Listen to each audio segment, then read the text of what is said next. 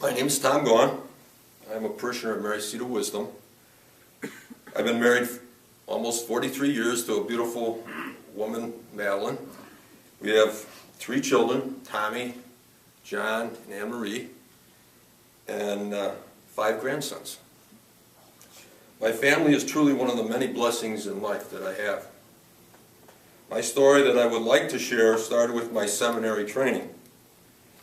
I was in the seminary for 5.5 years, studying for the priesthood.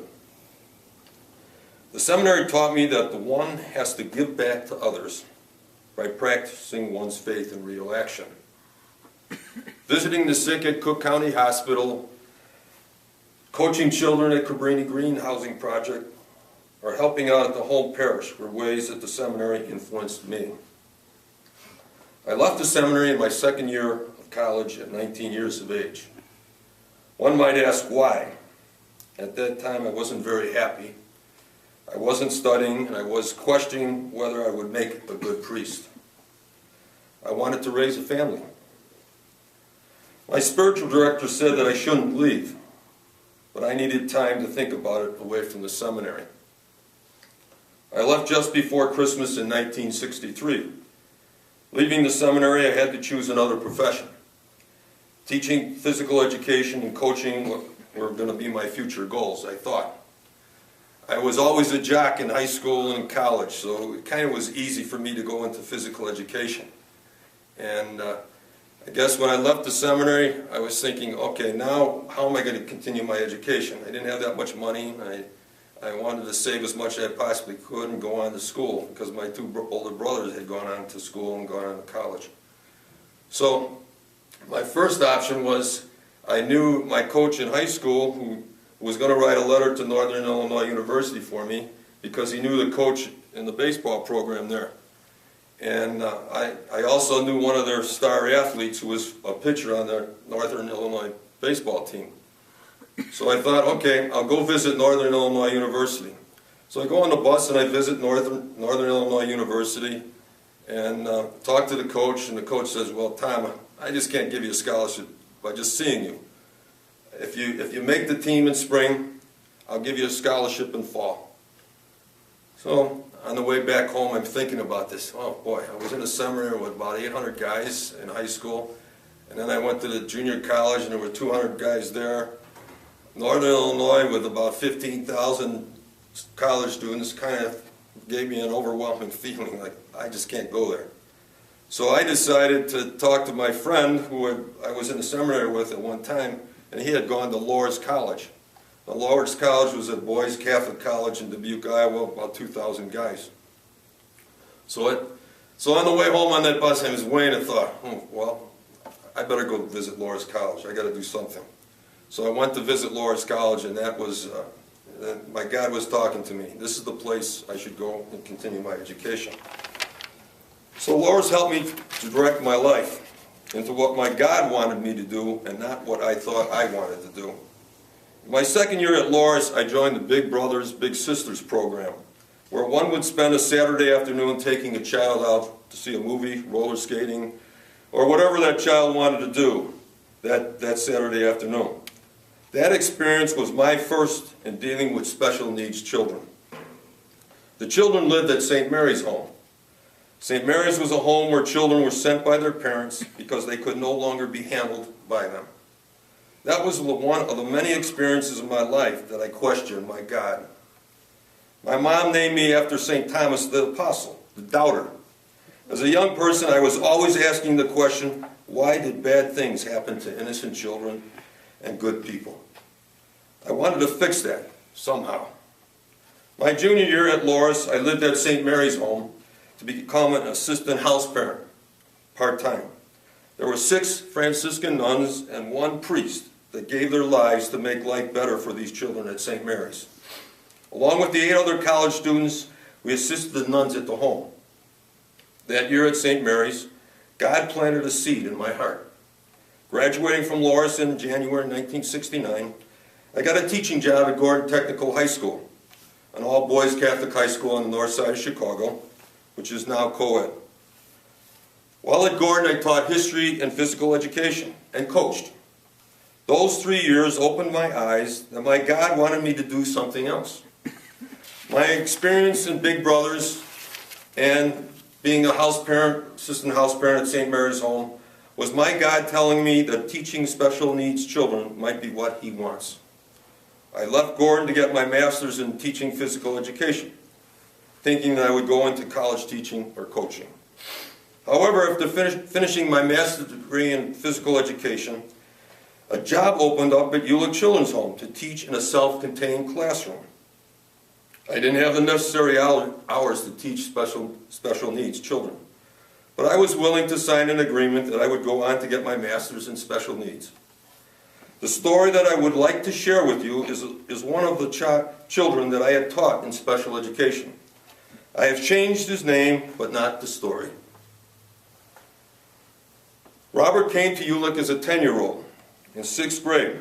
He was taken out of his home environment because his dad was in prison and his mom had drug problems, along with his older brother who was selling drugs. The state took Robert out of this environment and placed him at Ulick Children's Home. Robert was a special child. He and I got along right away. There was a bond there. I think mostly because I was the coach at Ulick and as well as his teacher.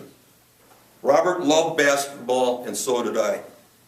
Robert came to my class reading at a 3rd grade reading level. By the time he reached 8th grade, he was reading at grade level. It wasn't because of me. It was because Robert had a thirst for learning and wanted to make something of himself. Since Robert was such a good basketball player and such a good student, I wanted to give him something a little extra for working so hard at school.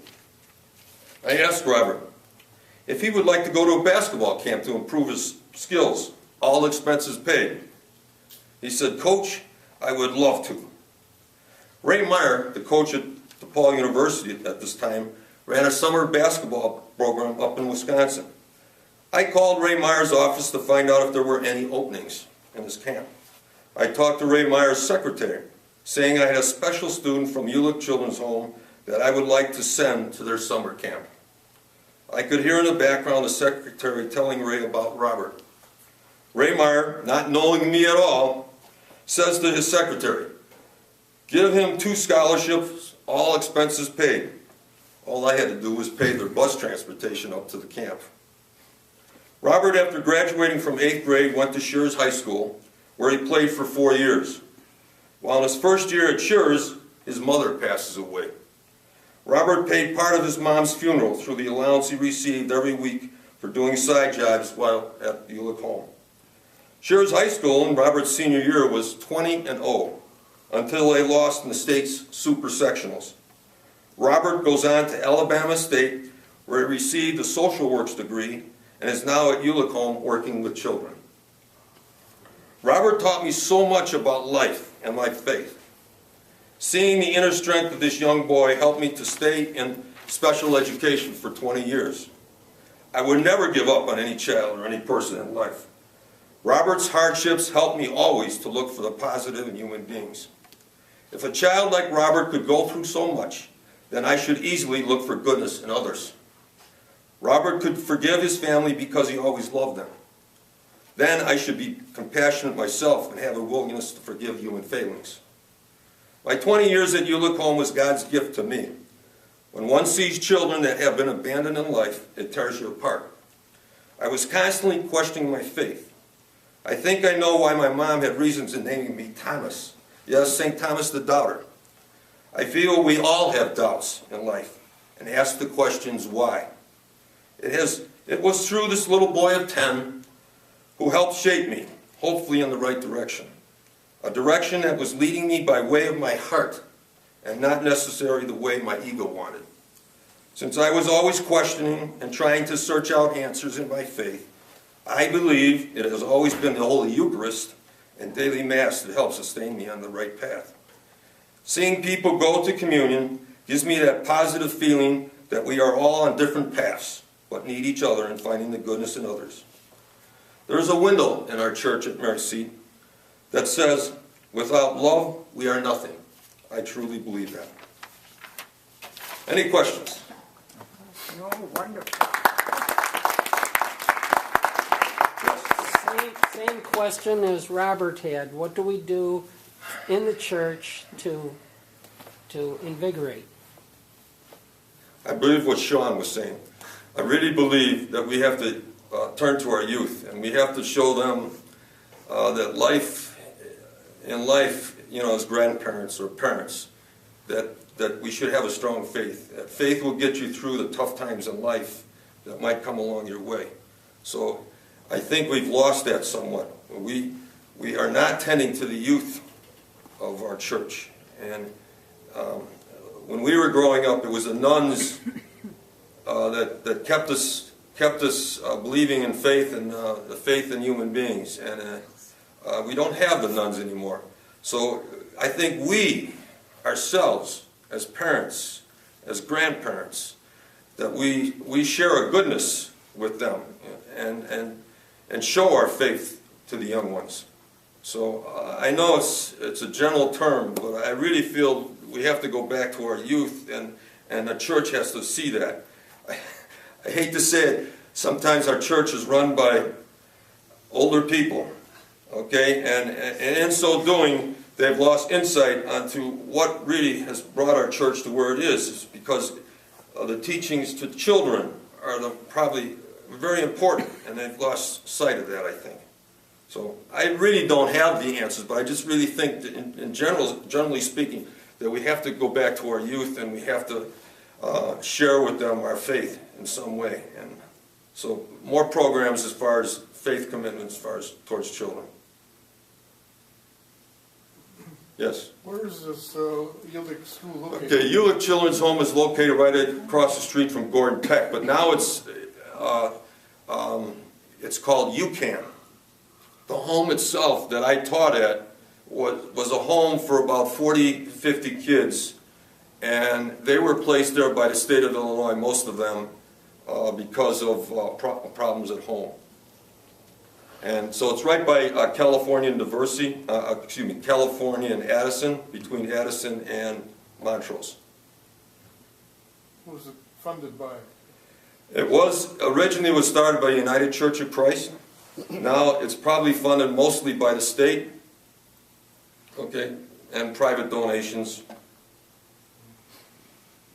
But it's universal. As far as Chicago, they have spread out to the point where they are now involved in building a new home more on the west side of Chicago. And they might be closing down Ulick Home or just use it as a place where they can meet and do special programs, but the children won't be staying there. Your student is still there, Tom? Yes, he is. I met him about 5 years ago at a golf outing. Ulick had a golf outing, and I went up to him and talked to him and said how it's changed my life. And he was just a special kid. I mean, you can't imagine. We live in an environment here where people can go to school and they don't have violence and stuff. These kids come into this home and they've experienced more violence than you'll ever know. Okay, they see shootings every day and drug problems and for a kid to make it the way he has, it's really he's a special kid. I mean, there are other children that I taught that are doing well, but there's also a lot of children that aren't doing well. Yes? We have a 16-year-old granddaughter who had 8 years of Catholic teaching, now is in a public high school, and she called me last week and said, "Grandma, I have one more plus to add to my college resume. They've asked me to be a counselor for special need students in the high school." Beautiful, beautiful. We did well with her. Yes, ma'am. Congratulations. In my heart, I have a special feeling towards people that adopt children, because I've seen a lot of special needs kids that come into a home situation, to Ulick Home, and they get transferred from home to home because maybe the home can't deal with them, and it's so frustrating. I mean, to see these children, you know, they have no one to go to.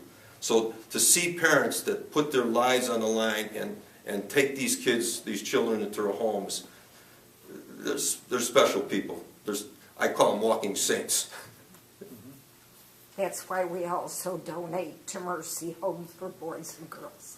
And that's beautiful, because Mercy Homes is another special home. Super.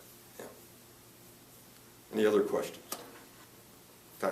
If you look, mostly in a, well, was it all males, all guys? No, but troubled backgrounds, more so? No, originally when physical Ulick difficulties? Home was first established, it was established after the Civil War. And it was an orphanage for children that lost their parents, or one parent, or whatever. But now it's changed to the point where state funds, they put kids in the home because they can't be handled at home, or maybe their parents like incarcerated, or parents are drug addicts, or whatever. And the state is funding most of these children. Sounds like it was very And compact operation. And at the time, we had one dormitory of girls. It was about 15, 16 girls. And we had 3 dormitories. One was for children, I would say 6 to 8. There was about 15 to 20 kids there. Then we had an intermediate dorm where the kids were from 10 to about 12, 13. There was about 15, 16 kids there. And then we had a senior dorm for boys, and there was about 10 boys there. Okay. Yes? What advice would you give to somebody who wants to go into special education as far as, I work in special ed and it's hard every day, so, I mean, what keeps you going for all these years through special ed? Well, I guess I have in my heart a feeling for children that have been taken out of a situation and are all of a sudden put in a home, and they've lost contact with their parents. Now, I believe, you know, thank God that I was put in special, because it taught so much to me about my own life. You know, that I was thinking more of myself and my own ego. You know, I wanted to go on to coaching, and you know, that wasn't for me. The special needs, working with children that I thought had strikes against them, as you know, a couple strikes against them in life, that I wanted to change that. So for all those people that go into special needs, it's not easy, because I think what I heard recently is people in special needs or special education last only about 5 years. And when we're talking about kids that have emotional problems, behavioral problems.